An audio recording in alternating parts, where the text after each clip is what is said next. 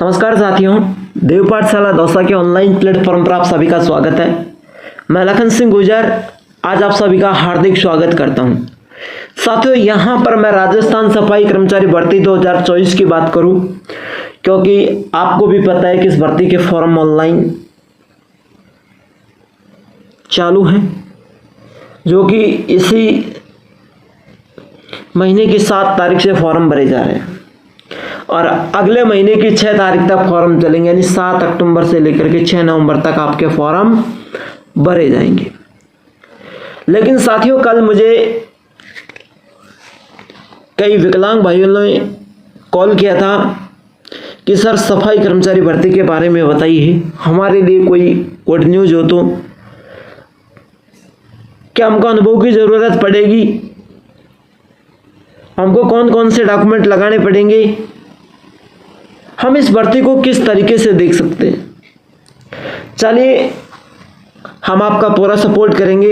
ये देव टीम आपके लिए हरदम तैयार है। मैं आपको बता दूं साथियों,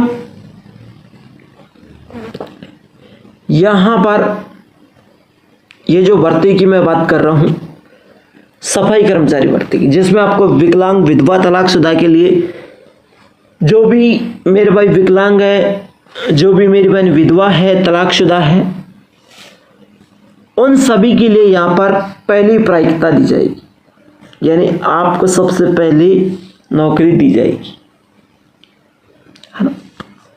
प्रैक्टिकल में भी आपको विकलांग भाइयों को छूट रहेगी, विकलांग भाइयों।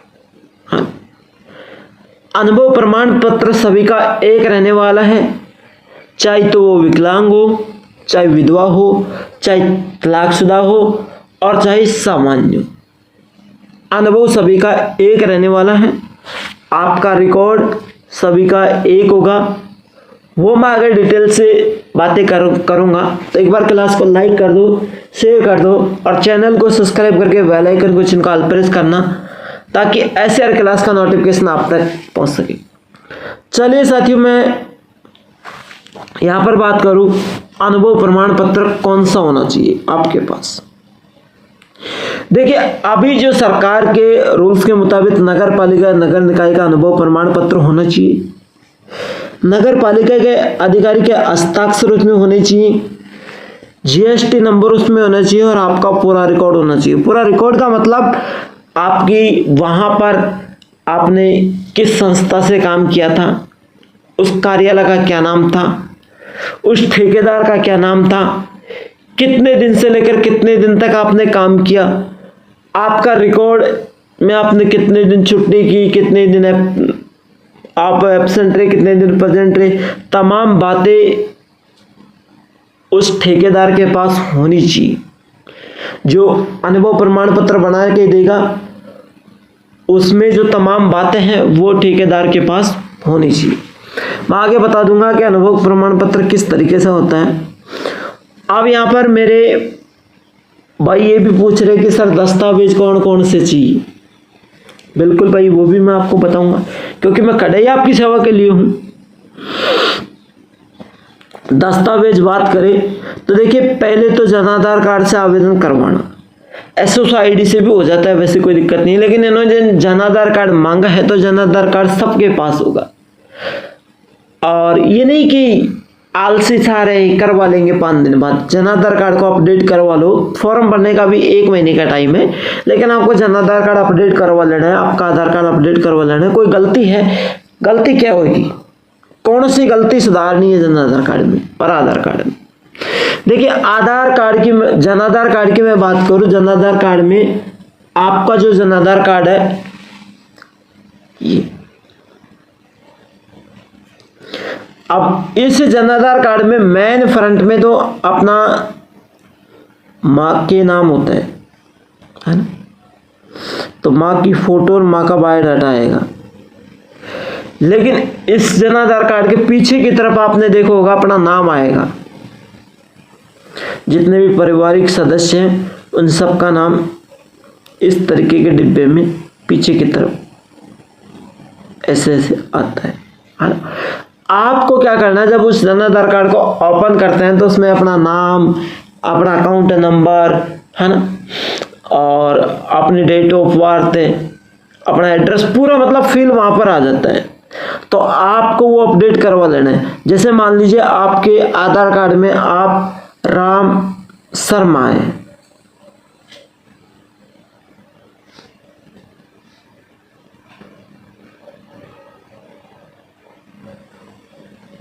ना, और सपोज करके मान लीजिए आपके जन आधार कार्ड में आधार कार्ड में राम शर्मा है, तो जन आधार कार्ड में राम है, तो उसको या तो आधार कार्ड चेंज कराओ या फिर जन आधार कार्ड में चेंज कराओ, है ना। तो इस तरीके से जन आधार कार्ड को आपको अपडेट करवाना है।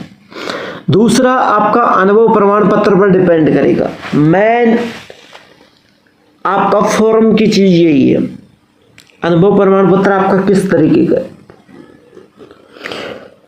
है ना। आपका अनुभव प्रमाण पत्र में नगर पालिका के ठेकेदार का है या फिर और कोई अनुभव प्रमाण पत्र है, तो नगर पालिका के ठेकेदार का अनुभव प्रमाण पत्र ही लगेगा यहाँ पे, और कोई लगने वाला भी नहीं है। दूसरी बात, शैक्षणिक दस्तावेज आप जितने भी पढ़े हो वो लगा देना, 5वीं पास, 8वीं पास, 10वीं पास, 12वीं पास, जो भी है जो। फिर आपको मूल निवास, जाति, आय, चरित्र, ये चारों चीजें 6 महीने से ज्यादा पुरानी नहीं होनी चाहिए। फिर आपका पासपोर्ट साइज फोटो चाहिएगा 8-10 फोटो बनवा देना, ताकि 1-2 गुम जाए तो काम देंगे। मोबाइल नंबर और एक आपकी SSO ID,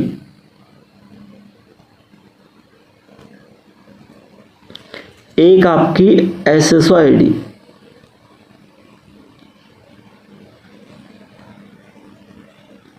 तो ये चीज आपकी होना जरूरी है ना। अब मैं बात करूं अनुभव प्रमाण पत्र किस तरीके का है, उस चीज की मैं यहां पर बात करने वाला हूं। देखिए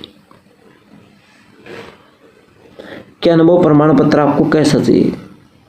देखिए इस तरीके का अनुभव प्रमाण पत्र नगर पालिका ने अभी परफॉर्मा जारी किया है। ऊपर आपका डेटा आएगा यहाँ पर पूरा कि मेरे पिता का नाम यह है, मेरी जाति यह है, मैं वहाँ का रहने वाला हूँ, मेरे द्वारा निम्नलिखित सफाई का कार्य इस दिनांक से इस दिनांक तक किया गया था।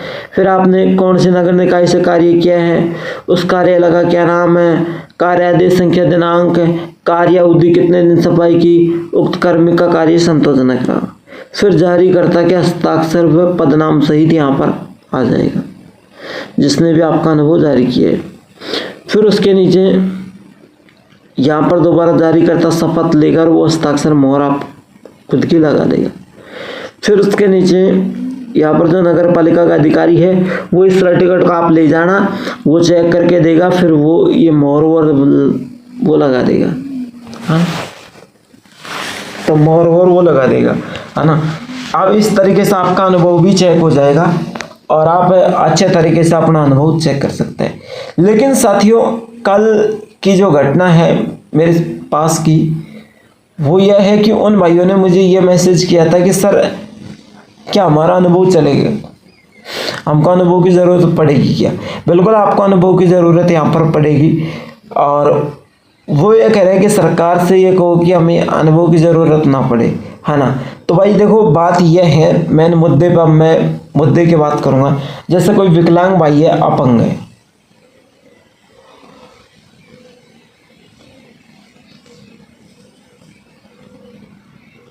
कोई विकलांग भाई है, अब मान लीजिए वो पैर से विकलांग है ना, किससे विकलांग है, पैर से। अब वो पैर से विकलांग है तो वो किस तरीके से काम करेगा बताइए, प्रैक्टिकल वो किस तरीके से यहाँ पर क्या नाम से काम किया होगा, उन्होंने कोई संस्था में काम नहीं किया है तो किस तरीके से प्रैक्टिकल भी नहीं दे सकता है वो, है ना। तो उनका अनुभव की ज़रूरत ना पड़नी चाहिए। सरकार से मैं गुजारिश करता हूँ कि उनका अनुभव प्रमाण पत्र ना मांगे, क्योंकि अनुभव प्रमाण पत्र जो सही सलामत लोग हैं उनके अनुभव प्रमाण पत्र मांगे। अब आप ये भी कह रहे हो कि मान लीजिए आप इनको विकलांग भाई हैं, इन विकलांग भाइयों का आप भर्ती लेंगे, हाँ, तो ये दो, मान लीजिए कोई भाई दोनों पैर से विकलांग है, सपोज करो दोनों पैर से विकलांग है। अब ये सफाई नहीं करेंगे कि इन पे सफाई नहीं हो पाएगी, तो सफाई नहीं हो पाएगी, या तो आप इनको भर्ती मान लो, और भर्ती ले रहे हैं तो इनके साथ इतना कमेंट मत कसो। मान लीजिए दोनों पैर से कोई भाई विकलांग है, वो सफाई कर्मचारी में भर्ती हो गया, सारा काम सेलेक्ट हो गया, वो नौकरी लग गया, तो उसको तो सफाई के लिए बहुत दिक्कत आएगी, तो वो तो सफाई करेगा ही नहीं।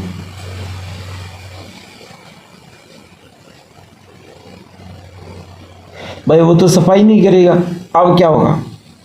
तो इस तरीके से मेरी गुजारिश है कि इनके ऊपर कम से कम ट्वीट कसें, और इनको जैसा तैसा इनके पास अनुभव प्रमाण पत्र है वो चलाने का अनुरोध है कि वो चला ले।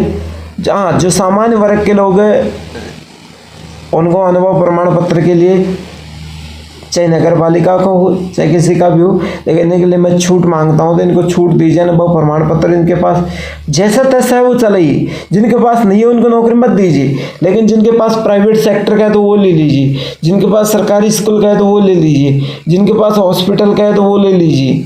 इनके पास जैसे तैसा है वो अनुभव लीजिए, और जिनके पास बिल्कुल अनुभव है उनको भर्ती मत लीजिए, मैं तो ये भी कहता हूँ। तो आज की क्लास में इतना ही काफ़ी था, फिर मिलता है एक नेक्स्ट क्लास के साथ, तब तक के लिए जय हिंद जय भारत।